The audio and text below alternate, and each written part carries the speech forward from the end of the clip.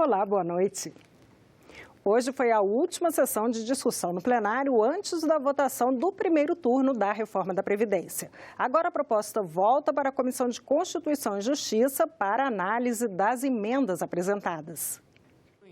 Até agora, os senadores já apresentaram 77 emendas ao texto da PEC da reforma da Previdência. A previsão é de que o relator, senador Tasso Gereissati, faça a leitura do relatório sobre as emendas na quinta-feira, em uma sessão extra da Comissão de Constituição e Justiça. A proposta deve ser votada no dia 24. Depois vão ser necessárias mais 3 sessões de discussão para que a matéria possa ser votada em segundo turno em plenário. A previsão é que a votação aconteça no dia 10 de outubro. Existe uma tendência para que a PEC principal não seja mais alterada. Parlamentares criticaram o texto original. Teremos, a partir daí, uma insegurança enorme jurídica, aumento do desemprego, não teremos investimento na doença, a aposentadoria por invalidez, hoje é 100%, passará a ser entre 50% e 60%. Pensão para viúvas poderá baixar para 1 salário mínimo. O atendimento à velhice praticamente desaparece. Essa reforma da Previdência vem acabar, vem aviltar com você terceirizado, com você assalariado, com você pensionista, com você mulher, com você minerador, com você policial, com você professor. Ele acaba com a aposentadoria especial e ainda põe idade mínima. Olha, 40 anos de contribuição, minha gente. Nós sabemos que em 1 ano de carteira formal assinada, ele não fica 1 ano, fica 6 meses. Caso a PEC da reforma da Previdência seja aprovada pelo Senado, já poderá ser transformada em emenda constitucional. Já a PEC paralela vai ter a 5ª e última sessão no plenário na quarta-feira. A proposta traz outras sugestões de alterações na Previdência, como a inclusão de estados e municípios. Os parlamentares já apresentaram 24 emendas, mas o texto ainda vai passar pela Câmara dos Deputados. Reforma da Previdência e mudanças no fundo eleitoral. A jornalista Érica Christian faz um resumo dos assuntos que devem ser discutidos nesta semana pelo plenário do Senado. Encerrado o prazo de 5 sessões de discussão em plenário, a reforma da Previdência e a chamada PEC paralela voltam para a Comissão de Constituição e Justiça. Caberá ao relator, senador Tasso Gereissati, se manifestar sobre as 77 emendas apresentadas à proposta principal. E os senadores poderão votar um projeto que altera as regras do fundo eleitoral, aquele criado após uma proibição do Supremo Tribunal Federal de doação de empresas para campanhas eleitorais. Entre as mudanças estão a liberação do uso dos recursos para o pagamento de advogados e contadores, além de multas, assim como a volta da propaganda eleitoral gratuita no rádio e na TV. E o plenário pode votar também uma proposta que inclui a acessibilidade e a mobilidade entre os direitos individuais e coletivos. E também está na pauta um pedido de urgência para a votação de um projeto que restringe a propaganda de cigarros e ainda vai multar o motorista que fumar dentro do veículo com crianças a bordo. O senador Eduardo Braga apresentou hoje o parecer da indicação de Augusto Aras para a Procuradoria-Geral da República. O texto vai ser lido na Comissão de Constituição e Justiça nesta quarta-feira e a sabatina está marcada para o dia 25 de setembro. O mandato da atual Procuradora-Geral Raquel Dodge vai até amanhã. Enquanto não se tem a aprovação do nome de Aras, o subprocurador-geral Alcides Martins assume como interino. O relatório foi apresentado pelo senador Eduardo Braga nesta segunda-feira na liderança do MDB. Ele afirmou que o parecer favorável à indicação é técnico, com base no currículo do novo procurador. Braga aproveitou para minimizar o fato do presidente Jair Bolsonaro não ter indicado um dos procuradores da lista tríplice, tradição adotada pelos últimos presidentes. Criou-se, a partir de um certo ponto no Brasil, a tradição de usar a lista tríplice como referência para a nomeação. Mas o presidente da República é que tem, por delegação do povo brasileiro nas urnas, a competência para poder indicar o Procurador-Geral da República. Em sendo aprovado pelo Senado, ele entregará a sua carteira de advogado à Ordem dos Advogados e sairá da Sociedade Aras Advogados Associados para que ele possa, com absoluta liberdade, exercer a função de Procurador-Geral, caso seja aprovado pelo Senado da República. A previsão é que o relatório seja lido na quarta-feira, aqui na Comissão de Constituição e Justiça. A sabatina de Aras está prevista para o próximo dia 25. Para ocupar o cargo, o nome do indicado precisa ser aprovado no plenário do Senado. Desde a semana passada, Aras está visitando alguns senadores, mas o nome dele ainda não é unanimidade entre os parlamentares. Eu, particularmente, tomei um susto quando vi que não obedeceria à lista tríplice, mas eu não quero fazer um pré-julgamento. Eu vou analisar com muita atenção todas as palavras, todos os movimentos do candidato, para que a decisão seja uma decisão sensata e boa para o país, especialmente sobre o que ele pensa sobre a Lava Jato. A estagiária Marília Sena foi supervisionada pela equipe de jornalismo da TV Senado. E na Comissão de Infraestrutura, participantes de uma audiência pública defenderam a ideia de que os donos de carros paguem uma taxa para financiar a redução de tarifas no transporte público urbano. Na década de 90, o sistema de transporte urbano no Brasil levava cerca de 60 milhões de pessoas por dia.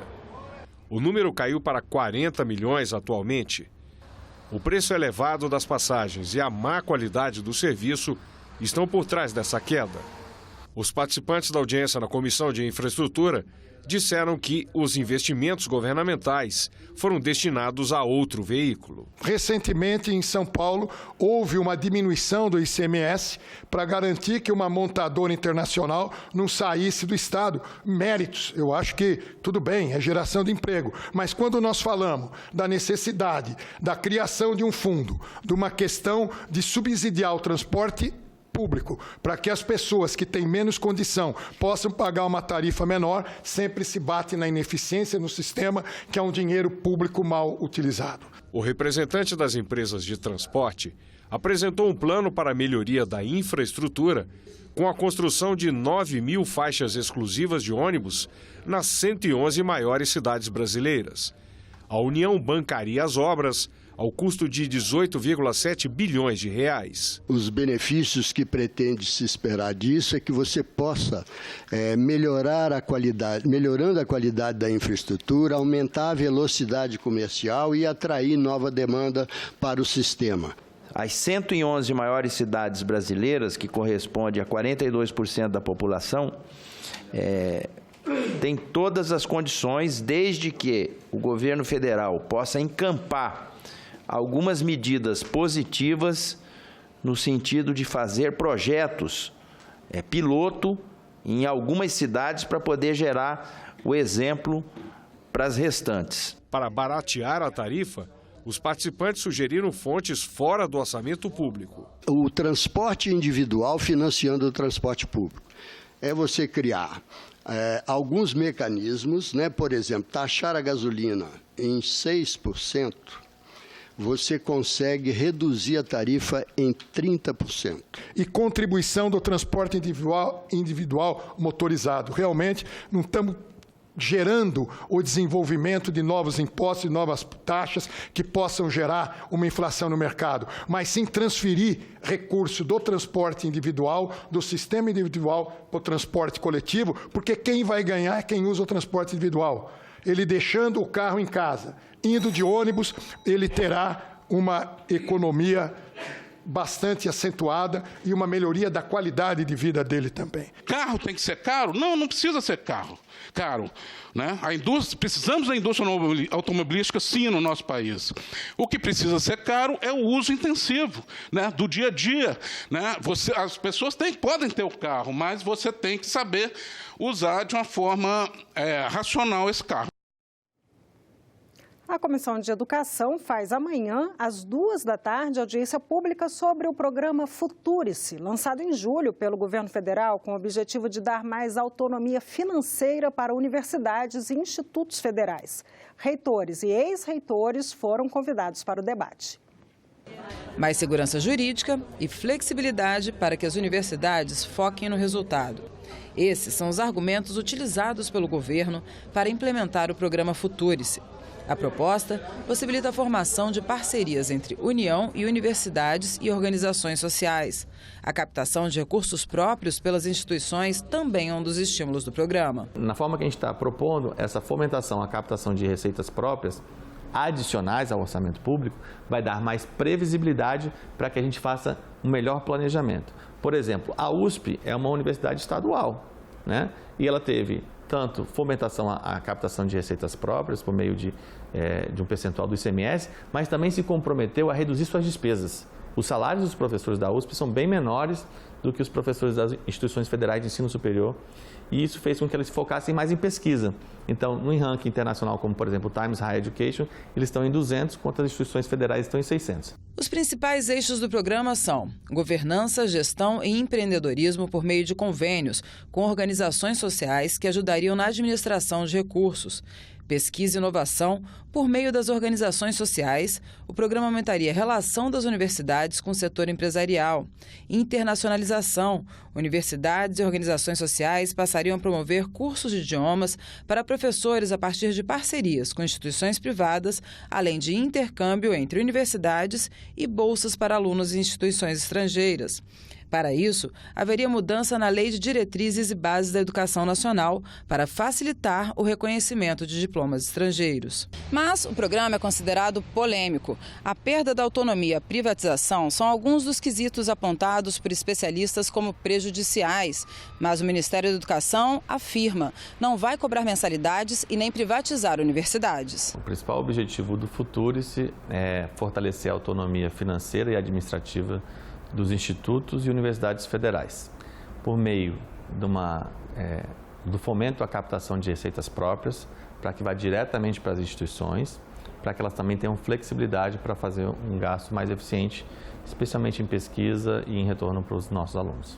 Nós achamos que o que garante a universidade com o interesse público é o financiamento público. Então, essa base de financiamento público é o que precisa sustentar a universidade, né? E, inclusive, não há financiamento privado na universidade, não há relação com entes privados em uma universidade que está sendo desmontada pelos cortes que foram feitos agora. Nenhuma empresa vai se interessar. O presidente da União Nacional dos Estudantes diz que a organização tem interesse no debate. Iago explica que já foram criados grupos de trabalho para avaliar os documentos divulgados pelo MEC.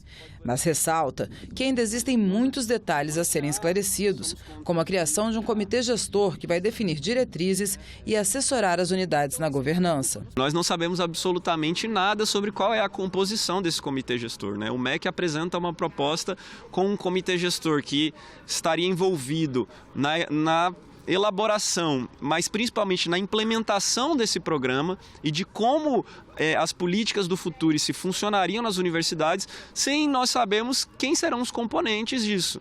Como que esse mecanismo vai, por exemplo, concorrer com as reitorias, vai ter um poder paralelo, qual que vai ser a incidência dele sobre a autonomia universitária? Nada disso a gente sabe. O programa ainda não está valendo. O MEC vai apresentar o Futurice ao Congresso Nacional sob forma de um projeto de lei ou um decreto do Poder Executivo. Um dia para celebrar, valores para manter e propagar. Um projeto em permanente construção. O Dia Internacional da Democracia é celebrado no dia 15 de setembro. A data foi lembrada pela Justiça Eleitoral e pelo Senado. Quando se fala em democracia, é assim. Muito a se criticar, mas também muito por fazer, investir, cuidar e promover. O que nós observamos recentemente é uma grande polarização dos nossos pensamentos. E esse acerramento, ele não contribui para você fortalecer os valores democráticos. A democracia não é só um lugar de vencedores e vencidos. Na verdade, a democracia é uma construção permanente. A democracia não existe apenas para ser cantada, existe para ser vivida. E cabe-nos, especialmente os que ocupam posições de representação popular, dar exemplo do exercício pleno da cidadania com democracia. Todos os dias, em todos os atos. Uma luta diária, né? A gente precisa todos os dias lutar para que a democracia seja preservada, né? Porque a gente não pode aceitar, né, governos totalitários, né, que não ouvem as pessoas. As gerações mais novas talvez nem saibam, mas no século XX, por 2 vezes, o Brasil sofreu com ditaduras. Uma civil, com Getúlio Vargas, outra militar, com 5 generais que se fizeram presidentes. E hoje, nossa democracia corre riscos? O que nós devemos pensar ao longo desse tempo como uma verdadeira ameaça da democracia é o cerceamento dos valores democráticos. É o cerceamento da liberdade, é o cerceamento da participação das pessoas, dos movimentos, que são importantíssimos. Eles é que geram um diálogo permanente com os nossos representantes formais, aqueles que a gente escolhe periodicamente. O Dia Internacional da Democracia, 15 de setembro, foi comemorado pela Justiça Eleitoral. A data foi celebrada nas redes sociais e o Senado também participou da campanha. Eu confio na democracia, eu acredito nas instituições e é por isso que eu ocupo o meu papel tentando dar estabilidade para um país de 200 milhões de brasileiros que aguardam as nossas respostas para emprego, para mais saúde, para mais educação. Mas você talvez se pergunte, democracia? O que eu tenho a ver com isso? É que a manutenção dela não depende só dos políticos e das instituições do Estado. Porque a gente tem o direito de escolher como que a gente quer que o nosso país ande, né? E o que é melhor pra gente. A partir do momento que o povo deixa de decidir sobre a coisa pública, deixando às vezes na mão de poucos ou de uma pessoa só, isso começa a gerar vários problemas. E a importância da democracia é exatamente isso, o povo poder contribuir para a coisa pública. Cada indivíduo com uma postura de, pelo menos, permitir que uma pessoa se manifeste com respeito, já está dando uma abertura para a democracia. Uma homenagem do Senado ao cartunista Maurício de Souza, de reconhecimento à sua obra pela inclusão de pessoas com deficiência, está marcada para amanhã no auditório Petrônio Portela, a partir das 2h30 da tarde. Personagens da Turma da Mônica e crianças que estudam em escolas de Brasília vão participar do evento proposto pelo senador Eduardo Gomes. Participe também e traga seus filhos. O Senado Federal realizará o grande evento em homenagem a Maurício de Souza, o criador de Mônica, Cebolinha, Cascão e tantos outros personagens, e que desde os anos 90 vem criando os personagens inclusivos. Agora Dorinha e Luca fazem parte desse grande time. Então nós iremos homenagear Maurício de Souza e dividir com a sociedade brasileira essa justa homenagem de quem sempre pensou naqueles que precisam de inclusão e que precisam ser reconhecidos pela sociedade brasileira. Participe! O consultor legislativo Pedro Neri falou hoje no programa Primeiro Item da Rádio Senado sobre aposentadorias especiais. O programa vai ao ar diariamente de 1 às 2 da tarde. E toda segunda-feira a gente mostra aqui no Senado Notícias a entrevista especial sobre reforma da Previdência. Reforma da Previdência. Eu converso agora com Pedro Fernando Neri, consultor legislativo aqui do Senado, especialista nessa área de Previdência. Boa tarde, Pedro. Boa tarde, Pedro. Boa tarde a todos que estão nos ouvindo e assistindo. Pedro, o tema de hoje que a gente vai conversar aqui é em relação às aposentadorias especiais. As aposentadorias especiais, eu queria que você primeiro fizesse só uma contextualização de como é a regra atual, né, do que a gente tem da Previdência, para depois a gente falar um pouquinho do que está propondo a reforma da Previdência. Pois é, Pedro. A aposentadoria especial ela é um tipo de aposentadoria por tempo de contribuição, quer dizer, uma aposentadoria sem idade mínima. Ela é considerada mais vantajosa hoje para o segurado, porque além de não ter idade mínima, sobre ela não se aplica o chamado fator previdenciário, quer dizer, o valor do benefício da aposentadoria de 100% da média salarial. E hoje ela pode ser obtida somente com 15 anos, a depender da atividade. Na verdade, ela tem, digamos, 3 gradações, 15, 20 e 25 anos, a depender do tipo de atividade. O que é, então, o especial que a gente está falando aqui? Essa aposentadoria especial, e ela é concedida, digamos assim, com uma contrapartida menor do que a dos demais benefícios, porque ela é destinada àqueles trabalhadores que estão expostos a agentes que são, de alguma forma, nocivos a ele. Então, ela tem um caráter preventivo, ela não é aposentadoria, por exemplo, por invalidez, ela é uma aposentadoria que é concedida justamente para evitar que trabalhadores fiquem muito tempo numa determinada atividade, sendo 15 anos para aquelas atividades que mais expõem o trabalhador. Aí o caso clássico emblemático é o do mineiro de subsolo, e a gente tem gradações até chegar aos 25 anos, por exemplo, que pode ser concedido, a depender do juiz, para enfermeiros, por conta da exposição a agentes nocivos ali no hospital. Então, hoje ela é considerada, digamos, mais vantajosa, justamente porque, então, não tem idade mínima, o tempo de contribuição pode ser de 15, 20 ou 25 anos, e não tem fator previdenciário. Então, pessoas podem se aposentar, às vezes, com 40 e poucos anos, com 100% do benefício para o resto da vida.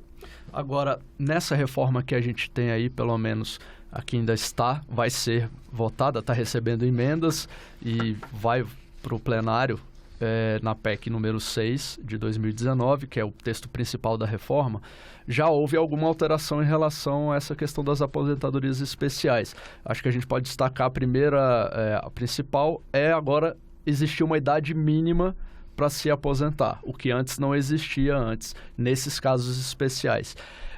Um dos argumentos de quem é contra esse tipo de mudança é de que tem algumas profissões que você já tem um tempo reduzido de trabalho, justamente porque são ou insalubres ou condições difíceis de trabalho, e aí você já tem uma idade mínima e, além disso, essas condições específicas e, além disso, alguns vão entrar numa transição ou ter que passar por uma espécie de pontuação para poder aposentar.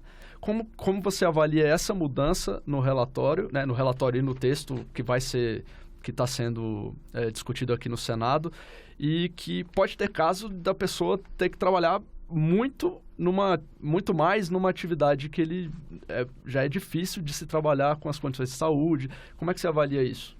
Pois é, Pedro. Então, a grande polêmica é essa, que está se criando requisitos para além do tempo mínimo que se exige hoje, porque o tempo mínimo hoje, que eu falei de 15, 20 ou 25 anos, é o tempo para aposentadoria, mas ele também é o tempo máximo de exposição tolerada ou autorizada para aqueles agentes. Então, em tese, um mineiro de subsolo, por exemplo, não pode trabalhar mais do que 15 anos na atividade.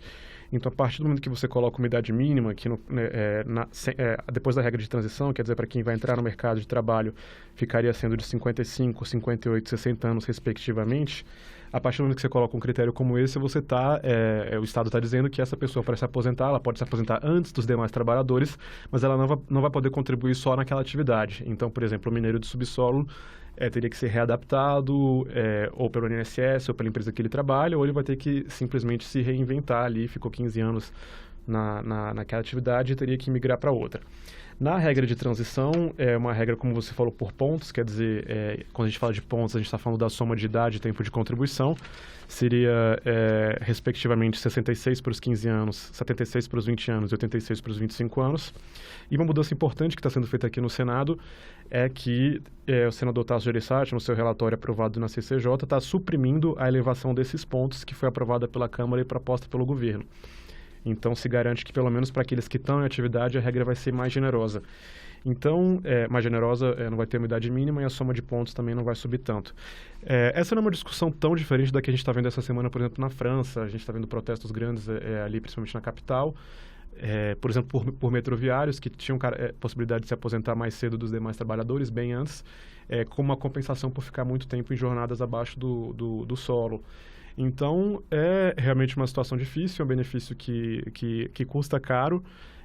Acho que, supondo que a reforma seja aprovada nos próximos anos, a gente vai ter que discutir como readaptar esses trabalhadores. Ou a gente tem um Instituto Nacional do Seguro Social, o INSS, que tem uma cobertura bastante ampla no pagamento de benefícios, mas ainda é muito incompetente numa das suas atribuições, que é a readaptação. Por exemplo, pegar um trabalhador inválido ou um trabalhador de uma por exemplo, que tem direito a uma aposentadoria especial e preparar ele para outra atividade. E isso faz parte do nosso seguro social. A gente deveria estar proporcionando isso para esses trabalhadores. Até porque, só fazendo uma contribuição aqui, no caso do mineiro de subsolo, por exemplo, ele tem aquela atividade a vida inteira, ele praticamente só sabe fazer aquilo ali, e como que ele vai se readaptar, né? Onde ele vai trabalhar, ou na mesma empresa ou em outra, enfim, esse é um problema. E reiterando que aquilo que a gente falou mais cedo, ele é proibido de trabalhar por além do tempo máximo naquela atividade. Então, se ele trabalhar o tempo máximo, ele não conseguiria se aposentar. Por um lado, isso é muito bom, porque a gente não está submetendo ele a exposição a agentes, enfim, que são nocivos. Mas ele de fato, existe essa preocupação aí, e não à toa foi aprovado no parecer da CCJ uma regra de transição mais generosa com esses trabalhadores, ainda que a representação da categoria não considere ela ideal. Tá certo. Essa questão da aposentadoria especial ainda agrega também outras categorias, né? A gente tem professores, a gente tem os policiais que estão fora desse texto da reforma, mas pode ser um assunto para a gente tratar aqui nos próximos encontros também. Eu agradeço muito ao Pedro Fernando Neri, consultor aqui do Senado, falando sobre reforma da Previdência. Reforma da Previdência. E nós ficamos por aqui. Você pode rever as reportagens desta edição na nossa página na internet, senado.leg.br/TV. Muito obrigada pela companhia. Continue sintonizado aqui na TV Senado.